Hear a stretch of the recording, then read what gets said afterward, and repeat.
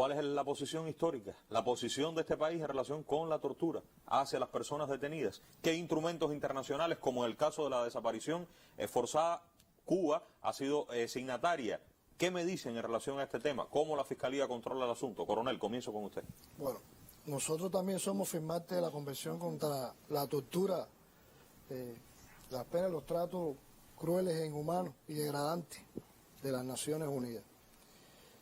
Y podemos afirmar también, como hicimos cuando comenzamos nuestra intervención sobre las desapariciones forzadas, que la tortura no es una práctica en Cuba.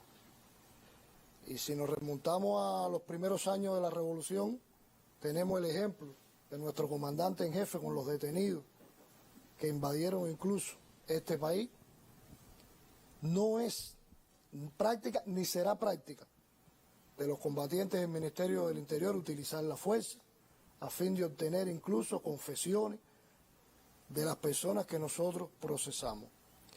Yo decía ahorita que en las unidades nuestras de investigación existe todo un sistema de atención a la persona. Eso mismo existe igual en los centros penitenciarios, en el que reciben una atención e incluso que le permita posteriormente reinsertarse a la sociedad a todas estas personas que de una manera u otra delinquen. Se ha hablado mucho sobre el tema de me coaccionaron para que declarara. Tenemos que partir del principio de que la declaración del acusado no constituye prueba en el proceso penal. Por tanto, los compañeros que se dedican a esta actividad dentro del Ministerio del Interior tienen la preparación necesaria para poder intercambiar, persuadir, convencer, pero nunca utilizar la coacción, la fuerza, el miedo, la agresión física para lograr la confesión de una persona. Ustedes que, fiscal, están visitando los establecimientos, ustedes se entrevistan con las personas que están detenidas. Por supuesto. Pero están en compañía, por ejemplo, de los oficiales, de los combatientes del Ministerio del Interior. Digamos, si alguien ha sido víctima de una actitud, de una conducta de este tipo, ¿no tiene la posibilidad de decírselo a ustedes? ¿O ustedes sienten que puede esa comunicación fluir? Hábleme de esto.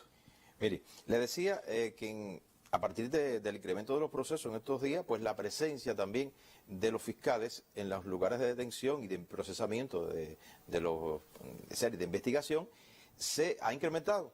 Eso también a partir de que nosotros nos interesa conversar con el acusado, porque detrás de esa conversación pues, conocemos motivaciones, explicaciones y de alguna manera contribuimos a perfeccionar el trabajo y a profundizar en la investigación de los asuntos. Por tanto, es una oportunidad que tienen los fiscales de estar a solas con los detenidos. Es decir, es un lugar de entrevistas donde hay un diálogo, generalmente fluye un diálogo de conversación, de indagación, el fiscal preguntando por lo que le decía, por motivaciones, por cuestiones incluso no propiamente del proceso. Al fiscal le interesa si esta persona tiene hijos, si tiene familia, quién pudiera estar preocupado por su detención, las motivaciones, los antecedentes que puede haber tenido. Y la persona generalmente tiene intereses relacionados con sus derechos, sus garantías, las expectativas que pudiera tener del proceso. Entonces, por eso le decía que más que un interrogatorio, que no es función de la Fiscalía interrogar en ese momento, es un diálogo que fluye en unas condiciones propicias para, si existiera alguna preocupación, si existiera alguna denuncia de estas personas, pues la pueden transmitir a la Fiscalía y la Fiscalía disponer la investigación de este tipo de denuncias. Vamos a ver también, porque existe una convención, un instrumento internacional del cual Cuba igualmente es signataria, como en el caso de las desapariciones forzadas. Quiero mostrarlo. Tiene un artículo que es muy gráfico, muy ilustrativo, que está hablando de, ahí lo ven, Convención contra la tortura y otros tratos o penas crueles, inhumanos o degradantes. Cuba es parte, coronel, también. Es Estado parte. Es Estado parte. Dice aquí, primer artículo, a los efectos de la presente convención, se entenderá por tortura, miren, aquí está el concepto, ¿qué es tortura? Todo acto por el cual se inflinja intencionadamente a una persona dolores o sufrimientos graves, ya sean físicos o mentales, con el fin de obtener de ella o de un tercero información o confesión, lo que usted acaba de decir. Eso no es práctica. No es práctica. Porque además es un derecho de la persona y una garantía no hacerlo, pero tampoco el resultado de esa confesión constituye prueba. Constituye una prueba. Es decir, como te decía anteriormente, es decir, los combatientes del Ministerio del Interior no están formados sobre esa práctica.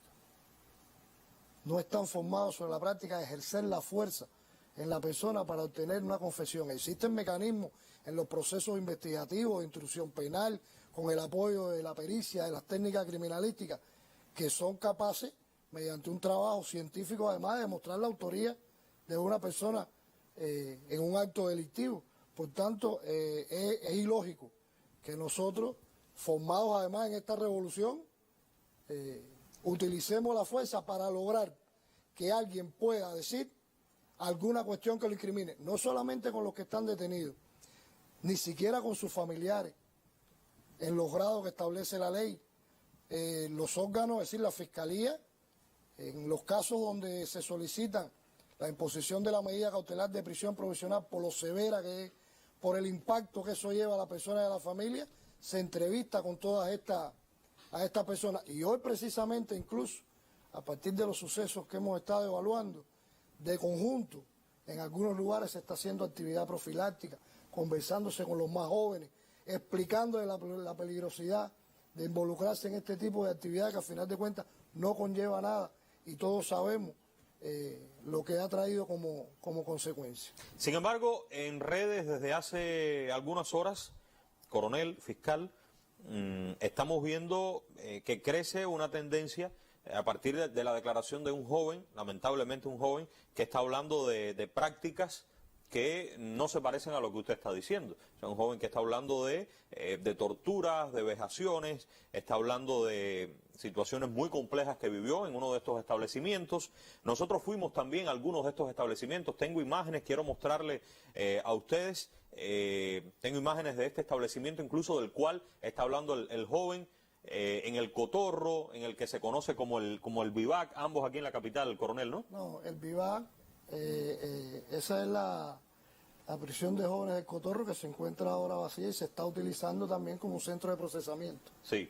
Que es al que verá ahí en el video, es al que han concurrido los familiares, sí, interesarse sí, por su familiar detenido. Estas son imágenes de lo que está ocurriendo en estos días. Ahora bien, es importante porque esta persona que está publicando esta entrevista es una persona... Ustedes, primero, ambos saben de lo que estoy hablando. Sí, ambos conocen. Sí. Bien, vamos a comenzar con usted, coronel, y después fiscal, su apreciación sobre este caso concreto. Esto es una persona que está sujeta a una medida cautelar, que lo constríe en sus libertades, tiene impuesta una reclusión domiciliaria por un proceso anterior. Y la reclusión domiciliaria, por supuesto, tiene requisitos que él tiene que cumplir. Sin embargo, estaba en la calle, en un área que no tiene nada que ver con las proximidades de su vivienda, en el medio de las alteraciones y el desorden que se estaba dando ahí en el lugar. Por tanto, fue advertido oficialmente hace prácticamente una semana, explicándosele que debía cumplir con los requisitos, con lo que establece la ley, con lo que le fue notificado y él firmó.